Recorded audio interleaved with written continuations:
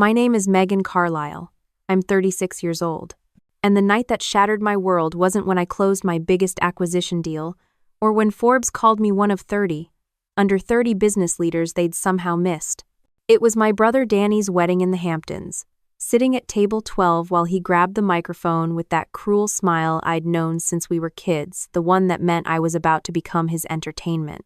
Before we dance, he announced to 200 guests in their designer gowns and $1,000 suits, "I want to toast my sister Megan, who's taught our whole family such an important lesson." My blood turned to ice water. "She's shown us that dreams don't always work out the way we plan," Danny continued, his voice carrying clearly across the Montauk Club's marble floors. "That sometimes you have to accept reality." The pause was devastating, surgical. To my sister, 36 years old and still just a waitress, may she finally learn when to give up. 200 people erupted in laughter. Not cruel laughter, worse. Sympathetic laughter. The kind reserved for family failures everyone pities but no one respects. The Montauk Club ballroom looked like something out of a fairy tale if fairy tales cost $300,000 and required a year-long waiting list. Soaring ceilings draped in white silk, crystal chandeliers casting golden light over 200 guests dressed in their Hamptons' finest, and enough white roses to supply a small funeral home. This was Danny's dream wedding. The kind of event that would be photographed for Town and Country, talked about at country club lunches for months, remembered as the night when Dr. Daniel Carlisle married his perfect wife in the perfect venue with the perfect guest list. I sat at table 12, not quite family table, not quite exile, wearing the lavender bridesmaid dress Sarah had chosen specifically because it washed out my complexion. Around me, distant cousins and college friends made polite conversation about real estate prices and private school applications while I pushed salmon around my plate and counted the minutes until I could escape. The reception had been flawless so far. Danny and Sarah's first dance to At Last, performed by a jazz quartet flown in from Manhattan. Toasts from the best man about medical school memories and golf handicaps. Everything choreographed to project the image of a couple who'd achieved the American dream through merit, hard work, and good breeding. But I knew what was coming. I'd seen Danny's face during cocktail hour, that particular expression he'd worn since childhood when he was planning to entertain adults at my expense. The same look he'd had at my high school graduation when he'd announced to the entire extended family that I'd probably end up flipping burgers somewhere. That's when he stood up. Danny moved to the microphone with the confident stride of someone who'd never been wrong about anything that mattered to wedding receptions. In his custom tuxedo and perfectly styled hair, he looked like Central Casting's idea of a successful young doctor, which, to be fair, is exactly what he was. "Ladies and gentlemen," his voice carried clearly across the ballroom, commanding attention with practiced ease. "Before we continue celebrating, I want to take a moment to talk about family." The room quieted, conversations died. 200 pairs of eyes turned toward the head table where Danny stood basking in the spotlight he'd craved since we were kids. "Family teaches us lessons," he continued, his voice taking on that tone of mock sincerity that I recognized like an old wound. "Sometimes about success, sometimes about other things." My stomach dropped like a stone thrown into dark water. "My sister Megan is here tonight," Danny announced, gesturing in my direction while heads turned to locate the subject of his speech. "And she's taught our whole family something really important about persistence." The laughter started before he even delivered the punchline. Nervous, anticipatory chuckling from people who could sense blood in the water. "She's shown us that dreams don't always work out the way we plan," Danny continued, warming to his theme while I felt my face burning with shame that had nothing to do with guilt. "That sometimes you have to accept reality and find your place in the world." I gripped my napkin under the table until my knuckles turned white, feeling 200 pairs of eyes cataloging my reaction, waiting for the moment when my brother's performance reached its crescendo. "So here's to my sister Megan." Danny raised his champagne flute with theatrical flourish, 36 years old and still bringing people their food. "Just a waitress for life, but hey, at least she's consistent." The explosion of laughter that followed felt like physical violence, not cruel laughter that would have been easier to bear. This was worse. Sympathetic amusement mixed with genuine affection, the kind reserved for family members whose limitations everyone understands and accepts. "Don't forget to tip her," Uncle Pete called out from table 6, triggering another wave of chuckling that rippled across the ballroom like poison spreading through water. Maybe she can bus our tables after the cake cutting, added Cousin Jennifer, her voice carrying clearly through the sustained applause that followed Danny's toast. I sat there absorbing every word like incoming artillery, my forced smile feeling like broken glass against my lips.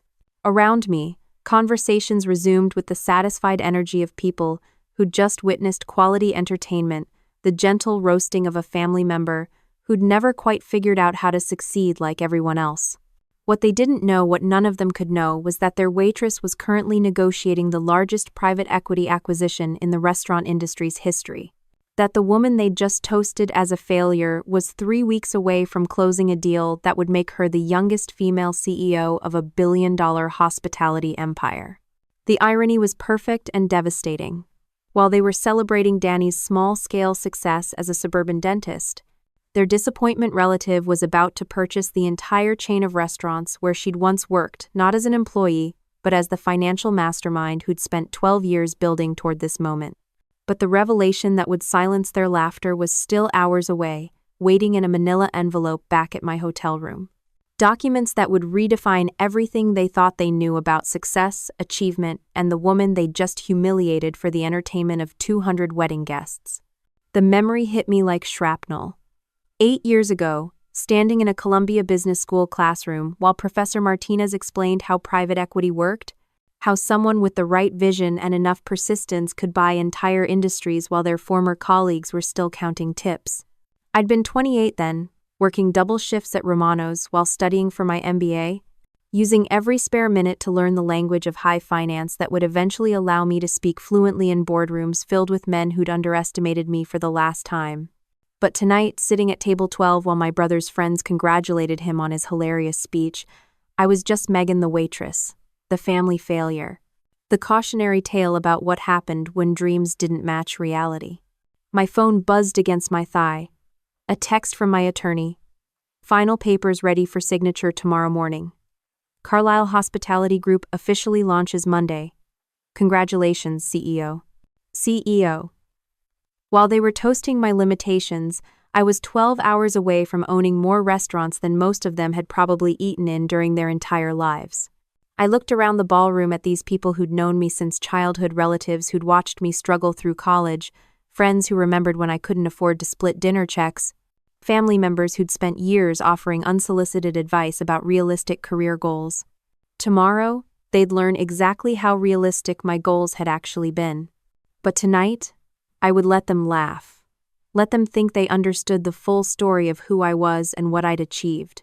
Because some revelations are worth waiting for, especially when they completely redefine everything people thought they knew about success, failure, and the woman sitting quietly at table 12, counting the hours until vindication arrived with her morning coffee, and a signature that would change everything. The band started playing again. Couples moved toward the dance floor. Conversations returned to safe topics like vacation homes and school district rankings. And I sat there in my washed-out bridesmaid dress, wearing a smile that carried secrets worth more than everything they were celebrating combined. 6 hours. Then they'd understand exactly who'd been serving whom all along.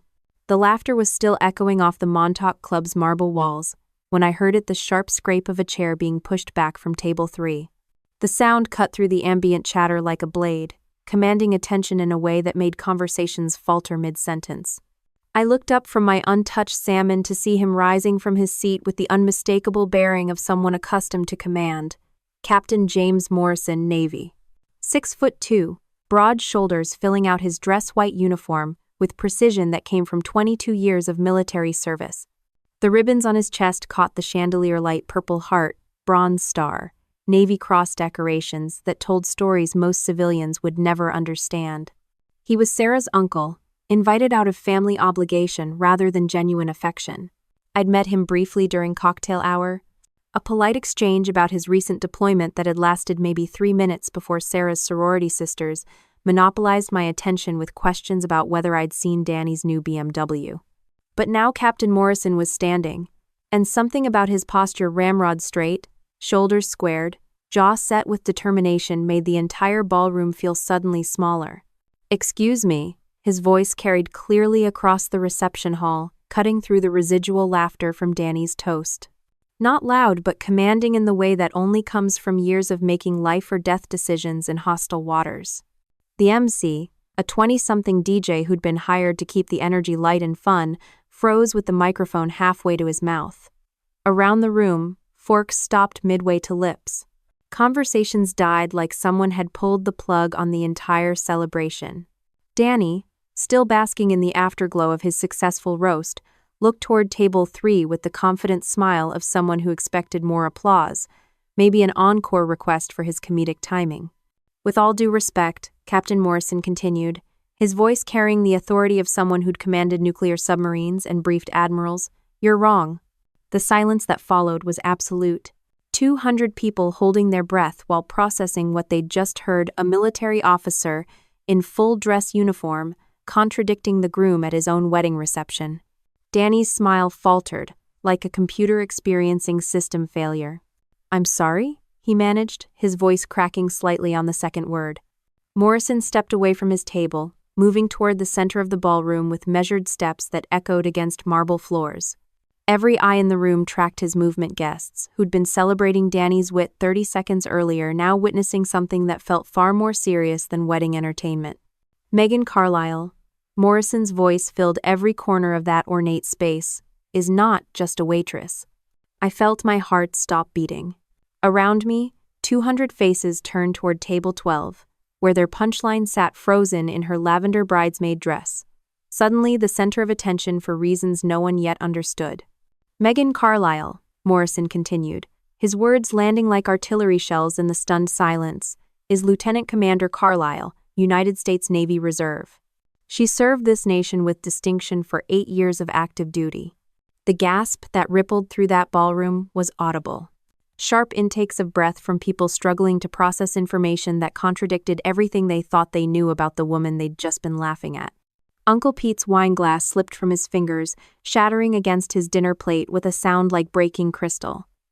At the head table, Sarah's mouth fell open like a door with broken hinges. Mom's hand flew to her chest as if she'd been shot.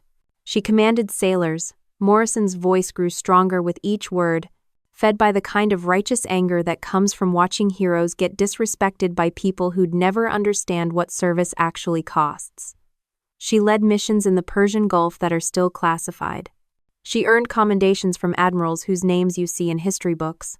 I could hear my own heartbeat echoing in my ears while 200 people stared at me like I was a stranger who'd wandered into the wrong family celebration.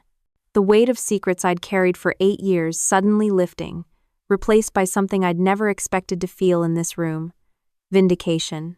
Lieutenant Commander Carlisle outranked 90% of the military personnel you see on television, Morrison continued, his dress whites pristine under the chandelier light, his bearing unchanged despite delivering information that was systematically destroying every assumption these people had made about their family failure. Danny stood frozen at the head table, microphone dangling from his hand like a dead thing.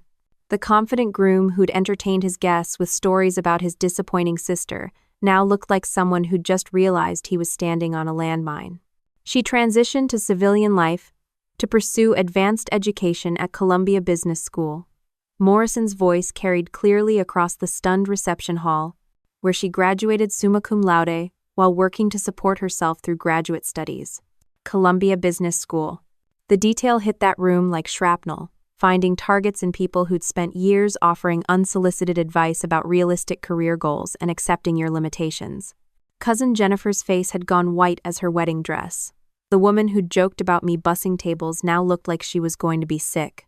At table 6, Uncle Pete was shaking his head with the slow realization of someone who'd just discovered he'd been catastrophically wrong about something important. "What I find most remarkable," Morrison continued, his voice taking on the steel that came from years of addressing subordinates who'd failed to meet standards, "is that Lieutenant Commander Carlisle chose to serve her country in silence, without seeking recognition or appreciation from people who clearly wouldn't understand what that service actually meant." The words hit that ballroom like depth charges, precise and devastating. Around me, relatives who'd measured my worth in tips and uniform shirts were confronting the reality that their waitress had commanded more authority at age 28 than most of them would achieve in their entire careers. But Morrison wasn't finished. She chose to work in hospitality after her military service, he said, his eyes moving across the room like a commanding officer addressing troops who disappointed him, not because she failed at anything, but because she understood something about service that apparently escaped the rest of you. Service. The word echoed through that ornate space like a judgment none of them could escape. Real service, Morrison's voice grew quieter, more personal, carrying clearly across the absolute silence, isn't about recognition. It isn't about impressing people at wedding receptions. It's about protecting people who may never know your name, never understand your sacrifice, never appreciate what you gave up to keep them safe.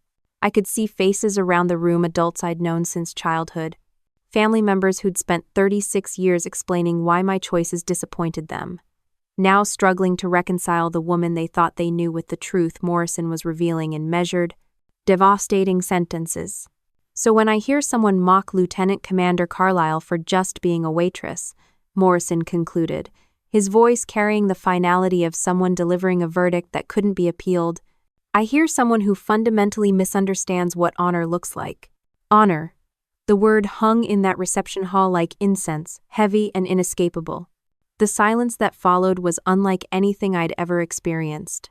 200 people processing information that was systematically destroying every assumption they'd made, every joke they'd told, every piece of unsolicited advice they'd offered about my unrealistic life choices. Danny stood at the head table holding his microphone like it had turned into a snake. The brother who'd built his wedding toast around my failures now faced the reality that his disappointment sister had achieved something he'd never comprehend, the kind of leadership that earned salutes from men who'd dedicated their lives to understanding what courage actually meant. At table 2, Mom was crying. Not from pride that would come later, but from something deeper. The recognition that she'd raised someone capable of achievements she'd never imagined. Someone who'd chosen service over safety, duty over the comfortable path that led to suburban wedding receptions and gentle family mockery. Morrison returned to his seat with the same measured precision he'd used to approach the center of the room, but the damage was done. The truth was out. The woman they'd pitied had been revealed as someone who'd commanded respect in places where respect meant survival. I sat there in my lavender dress, feeling 200 pairs of eyes trying to reconcile the family failure with the decorated naval officer, the disappointing daughter with the Columbia MBA, the just a waitress with the leader who'd earned commendations from admirals. The transformation was complete and irreversible. Their punchline had become their hero. Their cautionary tale had become their inspiration. And in the silence that followed Morrison's words, I finally understood what vindication actually felt like when it came from someone who truly understood what service meant. It felt like coming home to a truth I'd always known but never been able to share, that some achievements can't be measured in wedding toasts or family approval, but they echo through history long after the laughter stops. The silence in that ballroom was so absolute I could hear my own heartbeat echoing in my ears. 200 people frozen in place while Captain Morrison's words settled over them like fallout from an explosion that had just redefined everything they thought they knew about the woman sitting at table 12. Then Morrison did something that changed my life forever. He turned toward me, not to the head table where Danny stood holding his dead microphone, not to the crowd of stunned wedding guests, but directly to me. His dress whites caught the chandelier light as he squared his shoulders with the precision that came from 22 years of military bearing. Lieutenant Commander Carlisle, he said, his voice carrying clearly across the marble floors and crystal stemware, formal and respectful, in a way that made the entire room understand they were witnessing something sacred. My breath caught in my throat. Around me, conversations that had been struggling to restart died completely as guests realized Morrison wasn't finished, that whatever was happening, it was building towards something bigger than wedding entertainment. "We salute you," Morrison continued, his voice growing stronger with each word, "not for serving tables, but for serving your country with the kind of honor most people will never understand." Then he raised his right hand. The salute was perfect, military precise. The kind of gesture that carried the weight of tradition stretching back to the Revolutionary War, recognizing service that had protected the freedom these wedding guests took for granted while mocking the woman who'd earned it. I felt tears building behind my eyes but refused to let them fall. Not here, not now. Not when vindication was finally speaking in a language these people couldn't dismiss or diminish. The applause started slowly. A single pair of hands clapping from table 7, Sarah's college roommate, who'd apparently understood something the rest of the family had missed. Then another guest joined in. Then another. The sound building like thunder rolling across the reception hall, hesitant at first, then gaining strength as people began rising from their seats. One by one, 200 wedding guests stood to applaud the woman they'd been laughing at 5 minutes earlier. Not because they suddenly understood military service, most of them never would, but because Captain Morrison's authority had forced them to confront the reality that their family failure was someone else's hero. But the moment that broke my heart was watching Danny. My brother stood at the head table, microphone dangling from his hand like a lifeline he'd lost the right to hold. His face had gone white as his dress shirt, his confident groom's smile replaced by something I'd never seen before. Genuine shame mixed with the dawning recognition that he'd built his wedding toast around humiliating someone who'd achieved things he couldn't comprehend. Megan. His voice cracked through the microphone feedback, barely audible above the sustained applause. I didn't know. I didn't know. The 3 words that explained 36 years of family dynamics, of disappointed looks and unsolicited advice about realistic goals, of being treated like the cautionary tale at every family gathering. He didn't know because I'd chosen not to tell him. Chosen to carry my service record in silence, rather than use it to win arguments or demand respect I should have received simply for being his sister. Chosen to let them think I was ordinary rather than compromise the operational security that had kept naval operations classified. At table 2, Mom was crying openly now, not the gentle tears of wedding emotion, but the deep, wrenching sobs of someone confronting the reality that she'd raised a daughter capable of achievements she'd never imagined. Someone who'd chosen duty over recognition, service over the comfortable path that led to family approval. Dad sat beside her in stunned silence, his hands gripping his napkin like it was the only thing keeping him anchored to reality. The man who'd spent years offering unsolicited career advice to his underachieving daughter now faced the truth that she'd been achieving things beyond his comprehension while he measured her worth in tips and hourly wages. The applause continued, building into something that felt more like a standing ovation at Carnegie Hall than a wedding reception in the Hamptons. People who'd never served in uniform, who'd never made decisions where hesitation meant casualties, who'd never understood what sacrifice actually cost. All of them finally acknowledging something they should have recognized years ago. Captain Morrison held his salute until the applause died down, then lowered his hand with the same military precision he'd used to raise it. But he wasn't finished. In the Navy, he said, his voice carrying clearly across the now silent ballroom, we have a saying: honor, courage, commitment. Lieutenant Commander Carlisle embodied all 3 during her service, and she continues to embody them in civilian life. He paused, letting those words settle over guests who were finally understanding that their punchline had been their inspiration all along. The fact that she chose to serve meals after serving her country, Morrison concluded with finality that brooked no argument, doesn't diminish her honor, it proves it. The silence that followed was different from the shocked quiet after Danny's toast. This was respectful silence. Reverent silence. The kind that follows truth so powerful it changes how people understand everything they thought they knew. I looked around that ballroom at faces I'd known since childhood, relatives who'd measured my worth in wedding invitations and career milestones, family friends who'd offered unsolicited advice about settling down and being realistic, people who'd spent years treating me like someone who'd never quite figured out how to succeed. Now they were seeing me for who I'd always been, not their failure, but someone who'd chosen service over safety, duty over the approved path to suburban respectability, honor over the easy route that would have earned their understanding without requiring their respect. Danny approached my table, his groom's confidence replaced by something I'd rarely seen from my older brother, humility. When he spoke, his voice carried clearly across the still silent reception hall.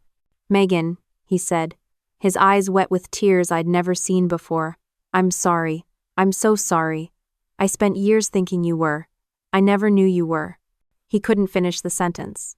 Couldn't find words adequate for acknowledging that his disappointment sister had been someone worthy of salutes from military officers, someone whose achievements dwarfed everything he'd thought success looked like. I stood then, feeling 200 pairs of eyes tracking my movement as I faced my brother across the reception hall that had been the scene of my humiliation 5 minutes earlier and was now witnessing my vindication. "Danny," I said quietly, my voice steady despite the storm of emotions you never asked. Those 3 words contained everything. 36 years of assumptions, missed opportunities for understanding, family relationships built on surface impressions, rather than bothering to learn who I actually was beneath the uniform they'd never seen me wear. The applause started again, quieter this time but more sustained. Recognition not just for my service, but for the grace I'd shown in carrying secrets that would have silenced their criticism years earlier if I'd been willing to use my military record as a weapon instead of wearing it as invisible armor. As I looked around that ballroom at Morrison still standing at attention, at family members wiping away tears, at wedding guests finally understanding they'd been in the presence of someone extraordinary all along, I realized something I'd never expected to feel in this room. Peace. Not triumph, not satisfaction at their discomfort, but the profound calm that comes when truth finally speaks louder than laughter. When recognition arrives, not because you demanded it, but because someone else understood its value. I'd spent 36 years thinking I needed their approval to matter. But that night, when Captain Morrison stood and the truth was finally revealed, I understood that I'd always mattered to the sailors I'd commanded, to the country I'd served, to the missions I'd completed, while they slept safely in beds I'd helped protect. They'd mocked a waitress, they'd forgotten a warrior. And when the truth finally stood in that room, wearing dress whites and speaking with the authority of someone who understood what honor actually cost, it silenced every laugh forever. The woman they'd pitied had been their protector all along. They just hadn't bothered to ask. Megan's story reminds us that worth isn't defined by family understanding at celebrations, that some of the most extraordinary achievements happen quietly, and that true honor doesn't require an audience, but when it finally gets recognized, it changes everything. Subscribe for more stories of unrecognized heroes, the people whose real accomplishments hide behind everyday jobs, whose service records remain classified, whose true worth gets discovered only when someone finally bothers to ask the right questions. Because the most important question isn't whether your family recognizes your achievements, it's whether you're living a life worthy of recognition, even when nobody's watching.